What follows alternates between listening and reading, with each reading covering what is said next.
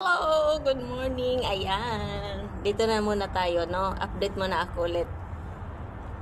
Magdilig muna ako sa aking mga tanim. At ang idilig ko ay itong balat ng saging na binabad ko sa barrel. Ito yung tubig niya. So, ito yung pangdilig ko sa kanila. Oh.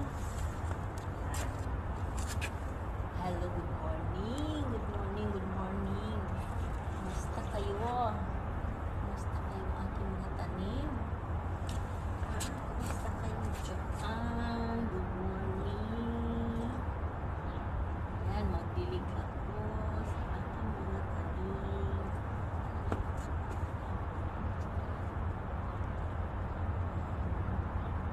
Yan ang ating routine sa umaga. Mayroon din ako kagabi. Nagdilig din ako dito kagabi. Diligan ko ulit sila sa umaga kasi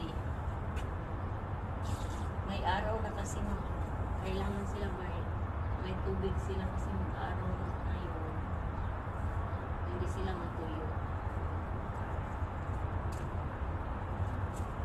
Ang tubig na ginamit ko dito is yung balat ng saging na binabad ko sa baro. Kaya ayan, green na green talaga sila.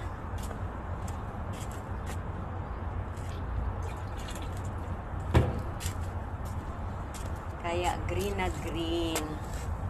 Oh, yun yung sikreto mga loves para healthy yung mga tanim natin.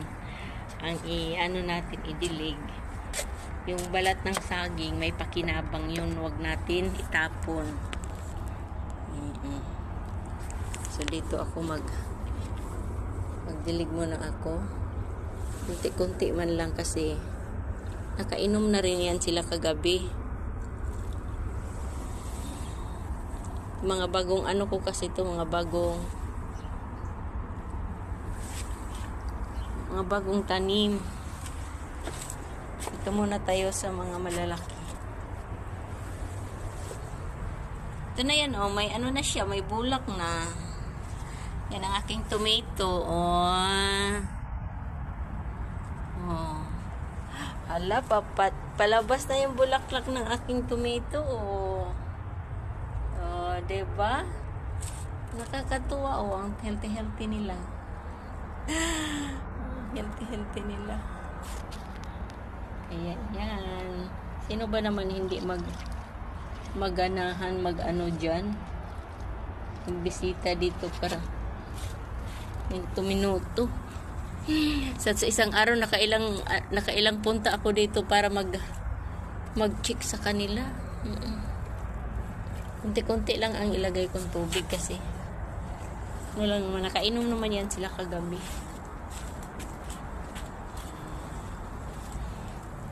Yan, oh, may ibang bunga na naman dito, may malaki-laki na naman. Yan sa loob, marami. So yan mga loves, no, hindi kayo magsawa talaga sa mga tanim ninyo kapag ganito makikita ninyo sa inyong mga tanim. Ito parsley ko to, eh. Parsley to. Diligan ko lang ng konti. Hindi ko alam ano to siya. Hindi ko alam to. Hindi ko alam kung ano yan. Oh, diba ang taba niya? Ang dahon niya, sobrang taba. Ayan, oh. Mayroon na naman mga bunga. Dito nga baby pa pero may bunga na. Ayan, nakailang bunga na to. Ilang bunga na to siya dito pataas. Ala. Ayan. Tangkad na niya, no? Oh, ang tangkad niya, no? Oh, malapit na yan dito sa taas. So, nilagyan ko siya ng balay-balay doon sa taas para may kapitan siya.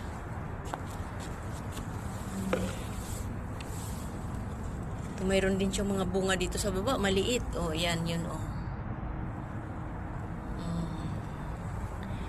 Talaga malaki na to talaga, as in. Counted na to siya, as in. Counted na, oh. Counted na yan. Yan, ibang puno din ito. Ito medyo mahaba-haba na to siya. So, ayan mga loves. Yan ang ating update for today. Di ba nakakatuwa? Kapag ganyan makikita niyo sa umaga, yung tanim niyo ay nako sobrang talaga overwhelming. Nakakatuwa. So ganyan magtanim. Ito naman ay bagong lipat ko na cherry tomato. Yellow ang kulay nito. Nilipat ko muna siya dyan kasi hindi muna siya i-direct sa init para hindi siya maluya. O diba mga loves, nakakatuwa oh. Akalain nyo nandito ako sa rooftop. Oh, kayo dyan nasa nasa paligid lang niyo yung lupa. Magtanim na kayo, oo. Tingnan yung ginagawa ko, hindi imposible. Ginawa kong mini nursery dito sa So, diba? Nakakatuwa. Kapag na yan sila, lagyan ko kasi yan sila ng dito, tali para sa taas lang yung ng tomato. Tapos yung bunga, syempre, pababa lang. Yan oh. Nakailang puno yung tomato. 1, 2, 3, 4, 5, 6, 7, 8, 9, 10, 11. 14 na puno yung tomato. Mayroon pa dito sa mga tagiliran. Taba-taba na rin po.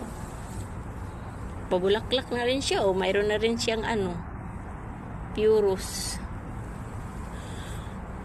Diba nakakatuwa, no? So, ayan. Thank you for watching. Maraming salamat. Yan po ay update ko lang dito sa aking hardin habang nagdidilig sa umaga. Thank you. Happy Sunday.